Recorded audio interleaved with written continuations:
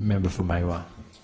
Acting Speaker, I rise to make my brief contribution to the debate on the Animal Care and Protection Amendment Bill. The Queensland Greens welcome any reform that will further the well-being of life, including animals, and we support the modernisation of animal welfare law as set out in this bill. Animal welfare advocates have for years been asking for more prohibitions on inhumane practices, and I'm glad to see this bill act on at least some of those calls.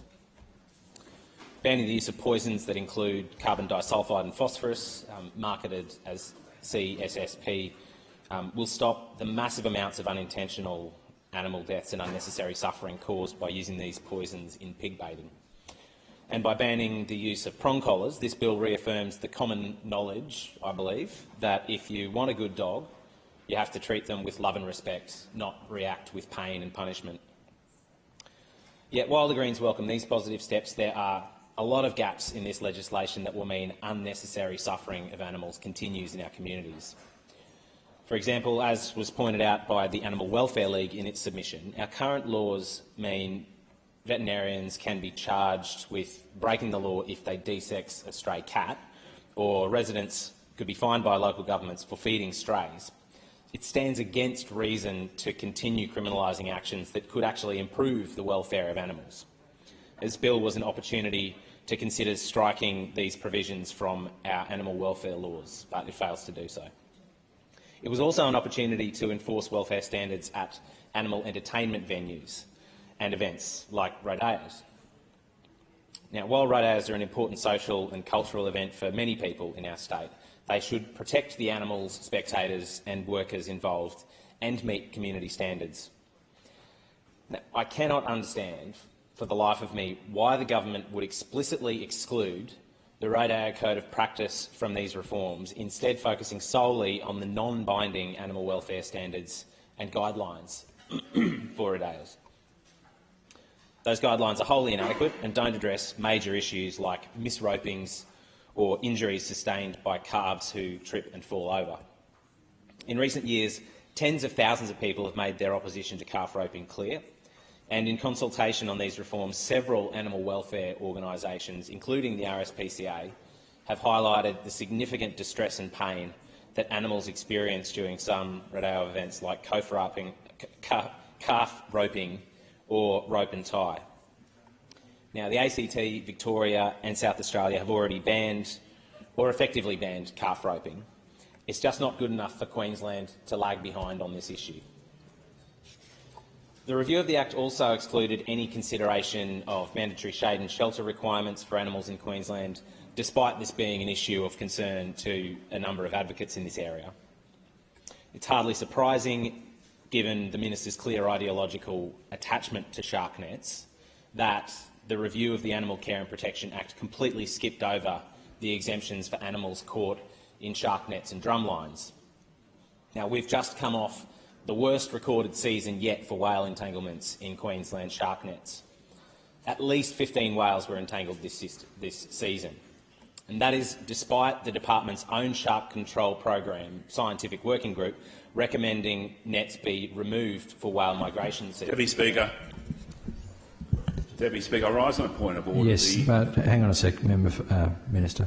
Resume your seat for a second, please, Member for Mayland. Yes, my point of order order? relates to relevance. The matter before the House is to do with the Animal Care and Protection Act. It has nothing to do with the Shark Control Program under the Fisheries Act.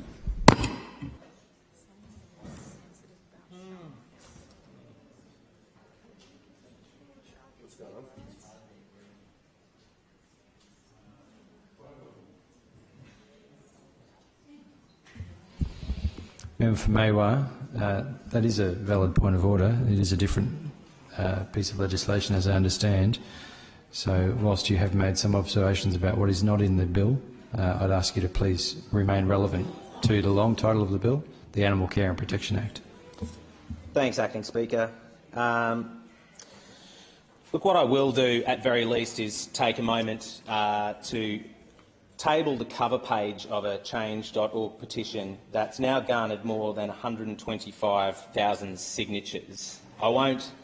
I've avoided tabling the entire petition that now runs to more than 27,000 pages. I won't encumber the table office with the requirement to keep those 2,700 pages indefinitely, but I will table the cover sheet to show those 125,090 signatories who have called on this government to end 85 years of shark culling, to remove the nets and drum lines in Queensland waters. Point of order, Deputy Speaker. Thank you, Member for Maiwar. Just a moment. What is your point of order, Minister? While not having seen the document that the member has tabled yet, no doubt you made it clear in your previous ruling that this bill is specific to the Animal Care Protection Act, has nothing to do with the shark control program, which is presided under the Fisheries Act. Based on the document that has been tabled, I would consider it appropriate to rule that out of order. Thank you, Minister. I'll take some advice.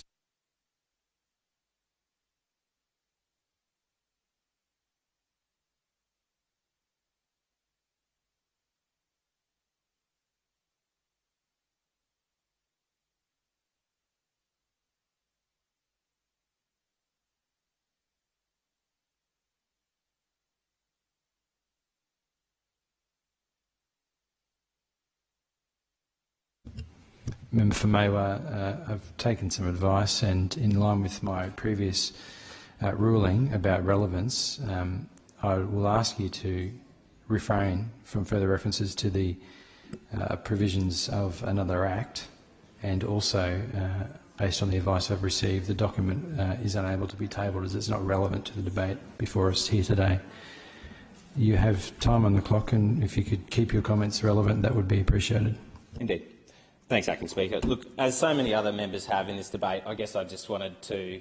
I can refer back to some of the comments earlier from the member for Moggill and reflect on the value that our pets bring to our everyday lives. Now, I was lucky when I met and moved in with my wife to adopt a cat known affectionately as Bixby, a delightful Persian grumpy cat. He's now only got one eye because our fantastic vet had to remove one that he was suffering a bit of pain from recently. I note as well that the member for South Brisbane is the proud owner of an adopted greyhound named Buddy. Now, I make these observations not because they bear any relevance to the bill whatsoever, but simply to make the point that no one gives a damn when we're carrying on with these kinds of ridiculous... Member for Maiwar, that's unparliamentary language, and ask you to withdraw that word and to refrain from using it again. I withdraw. I'd note that the minister remains seated. He's comfortable on his leather over there. He has taken no effort to get up and object to the relevance or the irrelevance of any observations about the pets in our lives, or you know, it's just the sensitivity of this government to its failed shark control. Resume your seat for a moment, please, member for Maiwar. I take great offence to the language the member has directed in relation to the manner in which I care for animals as a dog lover and an animal lover. I ask him to withdraw.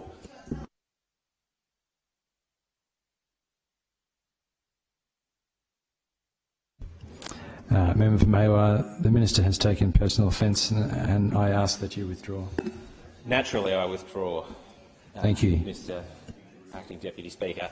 I mean, with the 4 minutes I've got left, I could continue to regale the House with stories about Bixby and, you know, what a useless cat he is, how he's... I mean, I think in a contest with any one of the geckos around the House, he's likely to come off second best. Really not a hunter. But again, OK, so I'm literally allowed to stand here and the minister is going to continue to sit opposite. It doesn't matter how irrelevant the commentary becomes about my cat and geckos and his surgery. We're not going to hear a word of objection from the minister about any of that, but the shark control member for Maiwar, order, members to my right and my left.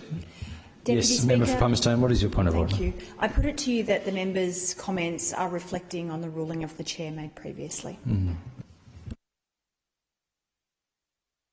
Member for Palmerston, thank you. The advice I've received from the clerk is that indeed you do have a point of order. Member for Maiwar, you do still have time to go to be relevant to the bill, and you're welcome to resume your contribution. Please refrain from commenting on the issue of relevance, and especially in terms of how I've ruled.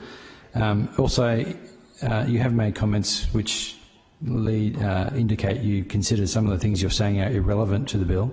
If that's the case, you shouldn't be saying them. But you do have 3 minutes 29 seconds to go. Thanks, Mr Acting Speaker. I think the point's been made well enough. With that, I'll conclude my comments on this bill. I mean, I would take the interjections, but I can't quite.